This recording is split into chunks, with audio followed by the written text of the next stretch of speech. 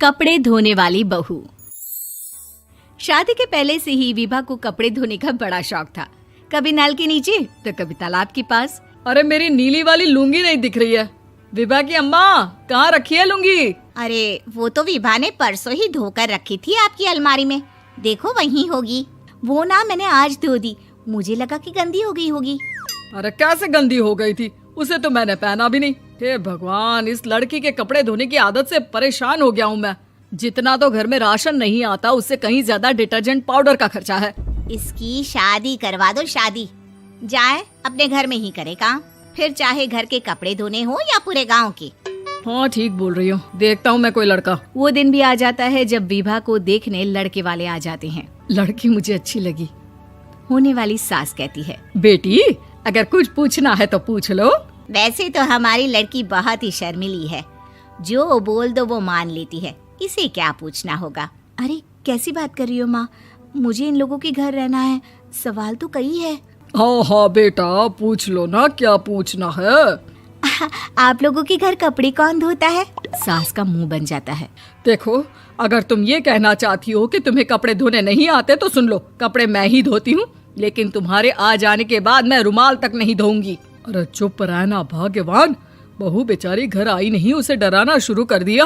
वो क्या है ना बिटिया, अभी तक तो ये कल्लू की माँ ही धोती थी, लेकिन अब तुम्हारे पापा तो दहेज में वॉशिंग मशीन देंगे ही।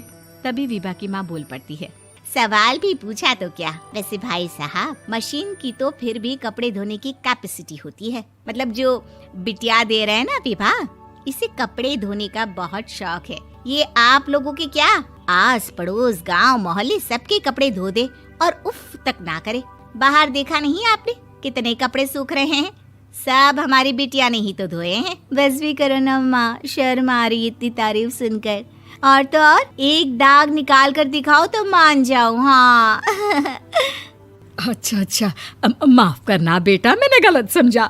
हमें तो रिश्ता बहुत पसंद है। और ऐसे जुड़ जाता है रिश्ता कपड़े धोने का शौक रखने वाली विभा का। उसकी शादी हो जाती है कोयला फैक्ट्री में काम करने वाले कल्लू के साथ। शादी के बाद अचानक विभा चिल्लाती हुई सास के पास आती है। सासू माँ, अरे सासू माँ कहाँ है आप?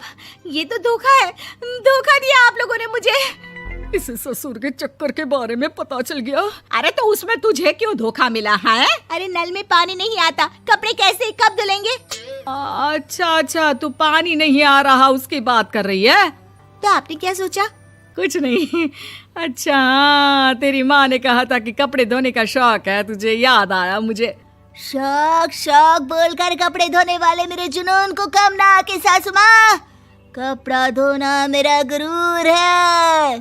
तभी पति भी वहाँ आ जाता है। अभी मैंने इसे सनी देओल की फिल्म दिखाई है, उसी के डायलॉग मार रही है माँ। अच्छा सुन, साफ बता रही हूँ, पानी सुबह 4 से 6 और शाम को 10 से 12 आता है, समझी?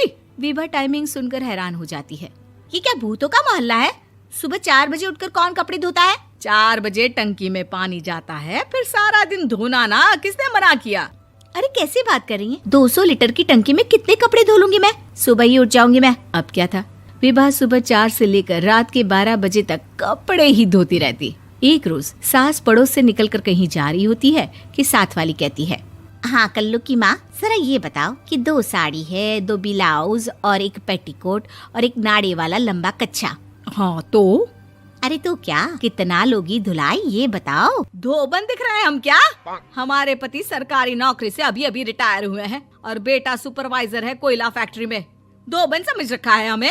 हाय रे कल्लू की अम्मा, माफ कर दो, वो तो मोहल्ले में यही सब बता रहे थे कि तुमने बहू को कपड़ा धुलवाने के काम में लगा दिया है। सास को पड़ोसन की बात सुनकर गुस्सा आ जाता है। वो घर पहुंचती है जहां घर के बाहर ही इतने सारे कपड़े सूख रहे होते हैं जितने कि किसी धोबन के घर पर। अरे ओ कल्लू की दुल्हन, बाहर निकल। माँ जी यहीं आ जाओ, बाथरूम में चादर धो रहे हैं हम। अरे अभी हम धोते हैं, तुमको बाहर निकलो। ये आस पड़ोस वाले बोल रहे हैं कि हम बहू से कपड़े धुलवा कर उसे कपड़ा धोने वाली बना दिए हैं। अरे छोड़ो ना माँ जी, किन लोगों की बातों में आती हो? आस पास के लोगों का तो काम ही होता है कि वो किसी तरह सास बहू को लड़ा दे। बहू सारे घर के कपड़े धोती है, ये क्या कम है? बोलिए। सास को भी लग जाता है कि वो बहू का ये सनकीपन नहीं छुड़वा सकती, इससे अच्छा है कि खुद ही चुप हो जाए।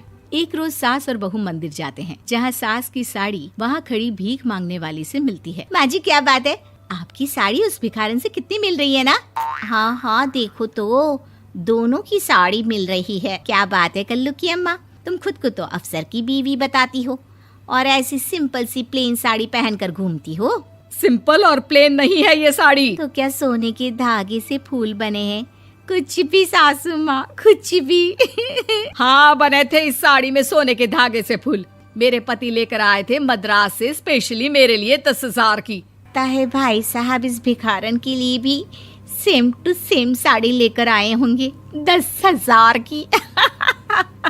सास उस वक्त तो कुछ नहीं कहती, लेकिन बहू के साथ घर आती है और अलमारी से एल्बम निकाल कर लाती है। ये साड़ी देख रही है, ये वही साड़ी है जिसे मैंने अभी पहना था।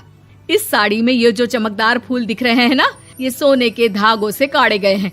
लेकिन तू लोकल वॉशिंग मशीन ब्रश से घिस घिस कर सारे फूलों को निकाल कर साड़ी प्लेन कर दी।